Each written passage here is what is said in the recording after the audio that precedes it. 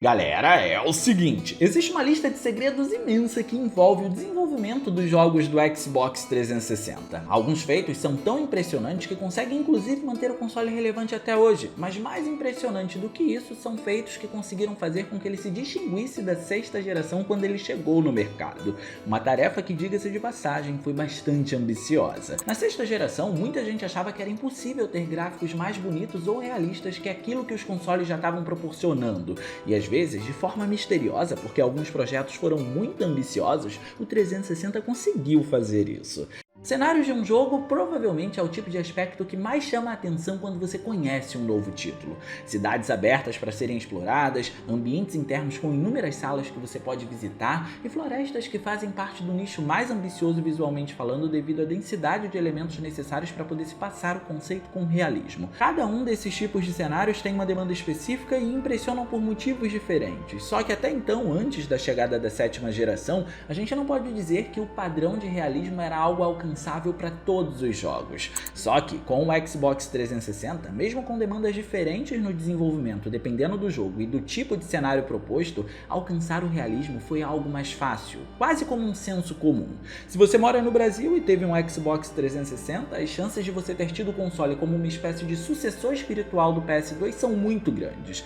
Obviamente, nós sabemos que o console que sucedeu o PlayStation 2 foi o PS3, mas como ele chegou com um preço muito alto e no início não tinha acesso à pirataria por aqui no país, acabou sendo muito mais fácil encontrar mais pessoas com um Xbox 360 do que com um PS3. Só que, além disso tudo, o Xbox 360 foi um console que chegou um ano antes do PS3 e isso gerou um efeito comparativo inevitável com o PS2 que estava no auge dele, porque muitas empresas estavam lançando jogos para a nova geração da Microsoft para poder mostrar o que podiam fazer, assim como também faziam a versão de PS2 pelo motivo mais óbvio de todos. Ele era um sucesso comercial e os jogos precisavam vender.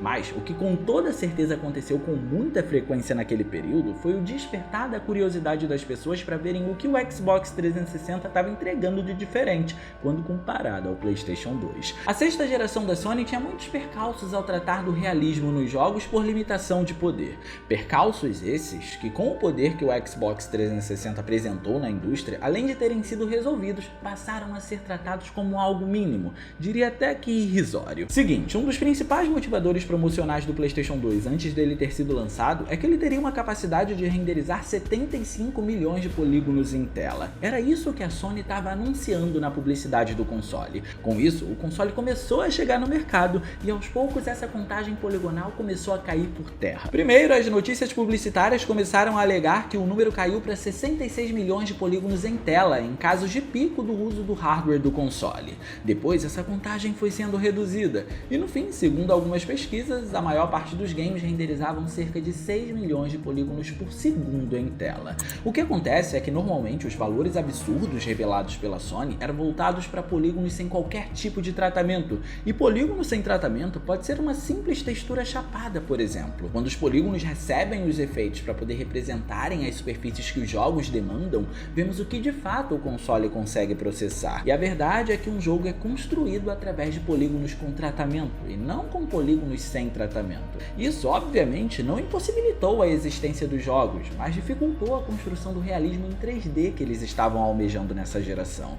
Por exemplo, no GTA San Andreas, além dos personagens em tela, precisamos lembrar que todo o cenário é construído com polígonos também, e não apenas os modelos dos protagonistas e afins. Tudo, cada mínima parte de cada jogo considera polígonos para construção. Então, para construir aquele mundo aberto surreal, personagens principais tiveram cerca de 2.000 polígonos dentro de um padrão geracional que estava considerando cerca de 4 ou 5.000 polígonos. Já os NPCs nas ruas tiveram a contagem reduzida para 1.200 e um trabalho de texturização para poder representar detalhes com uma qualidade inferior. Falei isso tudo para vocês para a gente ter uma ideia do que o Xbox 360 estava fazendo quando ele chegou. Com a chegada da sétima geração, contar quantos polígonos existiam em tela começou a não fazer sentido mais. Era uma pauta irrisória de fato. fato. Algumas matérias, por exemplo, chegaram a acusar que o Xbox 360 conseguia renderizar cerca de 500 milhões de polígonos na tela. Então essa se tornou uma discussão obsoleta, não fazia mais sentido contar os polígonos do jogo. Existiam partes dos cenários de Lost Planet, por exemplo, que por sinal foi um dos títulos precursores da nova geração da época, que contavam com cerca de 500 mil polígonos. Esse é um número um tanto absurdo se considerarmos que estamos falando de apenas uma parte do cenário especificamente. Foi no Xbox 360 que os ambientes internos de GTA ficaram mais consistentes com o quarto game da saga. Foi aqui no 360 que um protagonista como Marcos de Gears of War teve mais de 14 mil polígonos na composição dele, em que esses polígonos consideravam diversos efeitos de profundidade para poder dar mais vida às expressões faciais dele ou para poder deixar o corpo mais natural. E foi aqui que o número de elementos possibilitados no cenário foi algo tão grande que cenários como florestas puderam ser trazidos com mais facilidade e fidelidade. O ano então era 2005. O Xbox 360 chegava e com ele alguns jogos marcavam presença. Só que além de marcarem presença por aqui, eles marcaram presença no PS2 também. E é nesse tipo de comparação que a gente consegue ver o tanto de avanço que o Xbox 360 conseguiu proporcionar. Nesse período havia uma certa necessidade da indústria de fazer jogos baseados em filmes. Alguns, por sinal, como foi o caso do Spider-Man 2, que acabou se tornando um clássico, eram muito bons.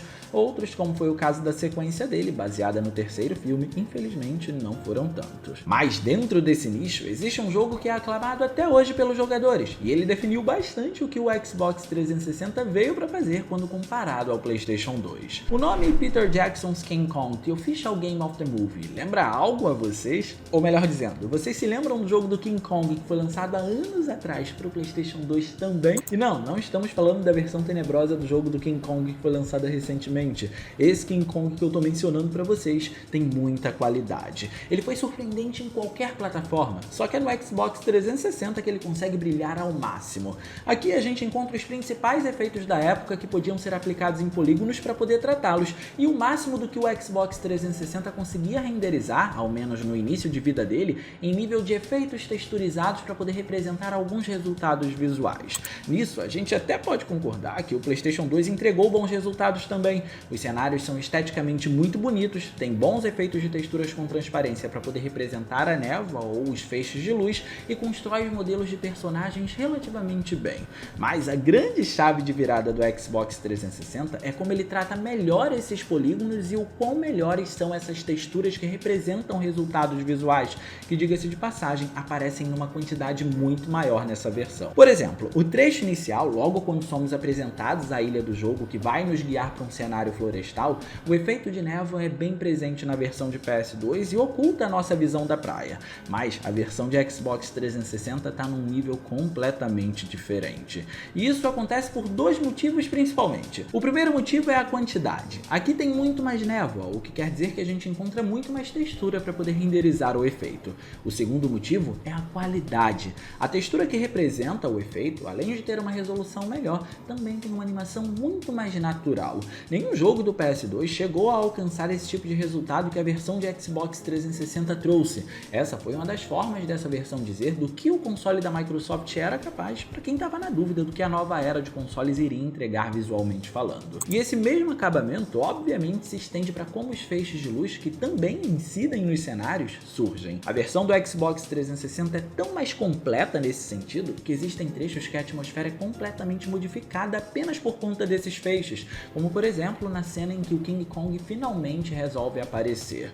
Mas em diversos momentos o jogo também se apoia num recurso que não existe na versão de PS2 para ajudar nessa sensação atmosférica, e esse recurso é a iluminação dinâmica. Diria que na renderização de florestas, renderizar efeitos de iluminação dinâmica são um grande pilar para poder sustentar os visuais. King Kong de fato não usa o recurso tão amplamente, até porque era o começo de vida do Xbox 360, mas ele considera momentos estratégicos para poder fazer isso, e quando faz, ele consegue transformar tudo ao seu redor. Em trechos em que vemos fontes de luz como fogo, por exemplo, a ambiência do jogo é muito melhor estabelecida no meio da densidade da vegetação do que a versão de PS2 faz. Entrar em grutas ou cavernas é uma experiência muito mais realista graças ao efeito também. A exploração fica de fato mais atmosférica apenas porque a iluminação dinâmica está presente nessa versão.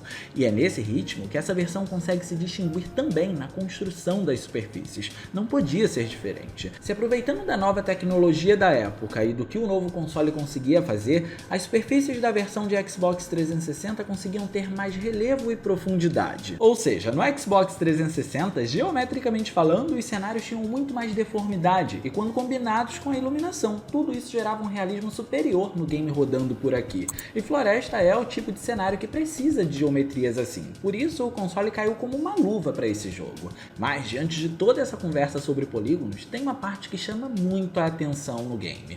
Existem muitos dinossauros passando nessa parte, atravessando uma espécie de trincheira. Nesse local, a nossa visibilidade é baixa em função dos efeitos de texturas aplicados aqui para poder renderizar a névoa, mas a sensação de escala desses inimigos continua sendo absurda. E cada um desses pontos que eu mencionei para vocês quer dizer alguma coisa pra gente relacionada ao desenvolvimento do jogo na versão de 360. O que chama a atenção nesse trecho é que o PS2 também deu conta de renderizar inimigos tão colossais assim simultaneamente, mas no Xbox 360 a quantidade de polígonos não apenas é maior, como também tem um tratamento com mais efeitos, inclusive esses de profundidade que a gente mencionou para as superfícies, fazendo a pele dos animais ter relevo de fato. Enquanto o PS2 estava dando conta desse tipo de coisa com um sistema de texturização, o que acabou resultando nesses personagens terem uma pele com um aspecto mais plano, por assim dizer, o Xbox 360 estava fazendo isso simulando o relevo e a profundidade, o que deixou as coisas muito mais difíceis de serem renderizadas em tela nessa quantidade absurda em que eles aparecem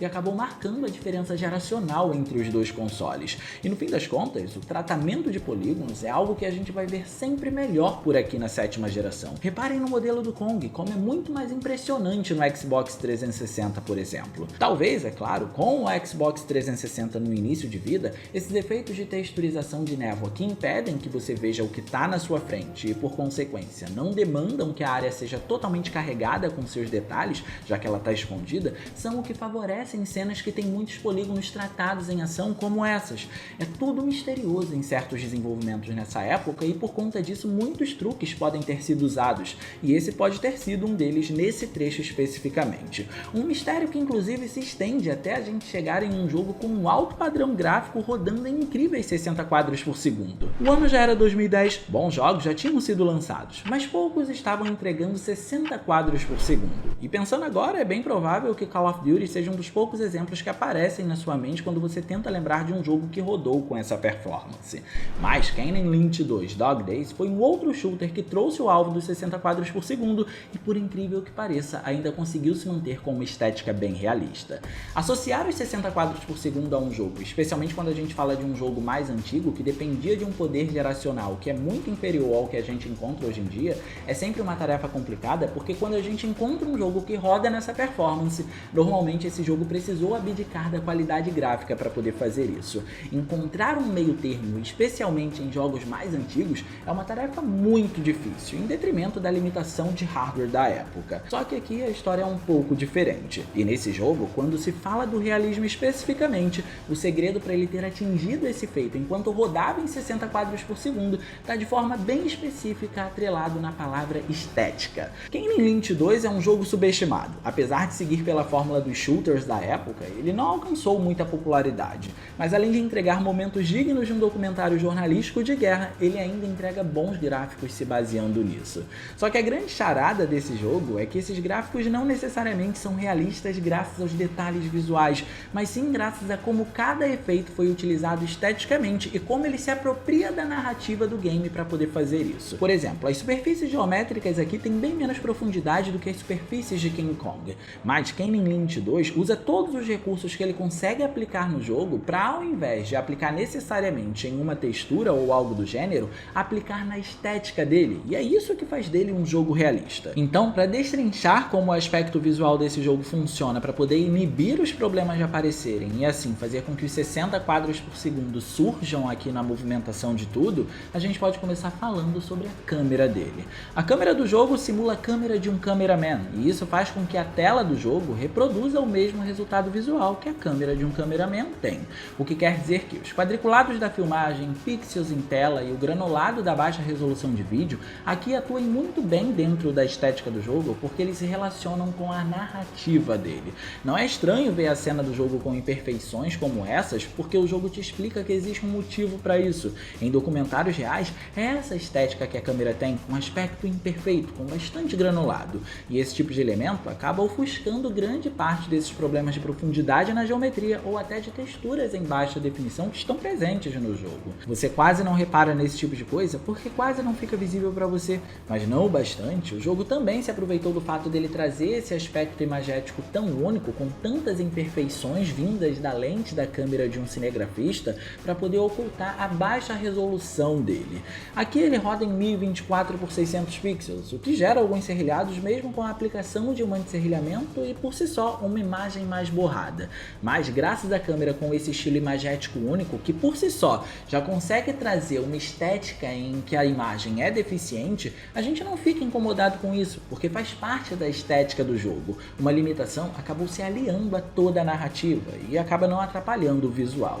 Então, com esse cenário estabelecido e usando um tom mórbido para os visuais como um todo, o jogo abusa de efeitos de iluminação também para poder trazer o realismo. E são efeitos de iluminação que por vezes aparecem em massa, diga-se de passagem. Aqui os feixes de luz normalmente vindos de sirenes ou algo do gênero, ocupando toda a cena, refletindo como a lente da câmera os captura durante uma filmagem, ou a maneira mais opaca da sombra de se comportar no cenário, gera visuais mais naturais do que o que estava sendo produzido em alta nos jogos daquela época. Nesse período, os jogos usavam sombras muito duras e superfícies muito claras quando atingidas por fontes de luz, tudo isso para poder gerar contraste entre os dois. Kane Lynch faz o contrário, e isso gera realismo nele. O foco nessa naturalidade foi tanto que ele foi um dos primeiros jogos do console a trazer ambient occlusion nos personagens, e isso gerou sombras mais discretas, que são projetadas por alguma luz de incidência mais fraca depois dela ter sido rebatida por alguma superfície. Ao que tudo indica, tudo isso é a solução de mais um mistério do Xbox 360.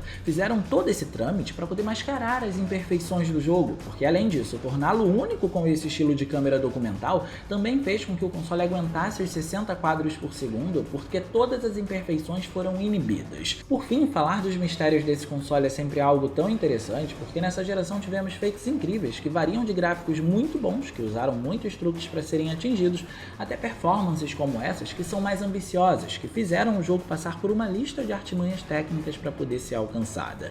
E nem sempre todos esses jogos estão no mainstream. Kane Lynch 2 é um bom exemplo disso, mas muita gente já jogou um monte de jogo desconhecido e que pouca gente acaba trazendo para mídia. E no mais, eu vou ficando por aqui, eu espero muito que vocês tenham gostado desse vídeo. Se vocês gostaram, não se esqueçam de clicar no gostei, porque isso ajuda pra caramba, e de quebra você faz a boa ação do dia e se inscreve no canal para não perder os vídeos que a gente for postando por aqui. Minhas redes sociais vão estar aparecendo aí, se vocês quiserem trocar uma ideia, sou todo ouvidos. Era isso, um grande abraço e a gente vai se ver na próxima.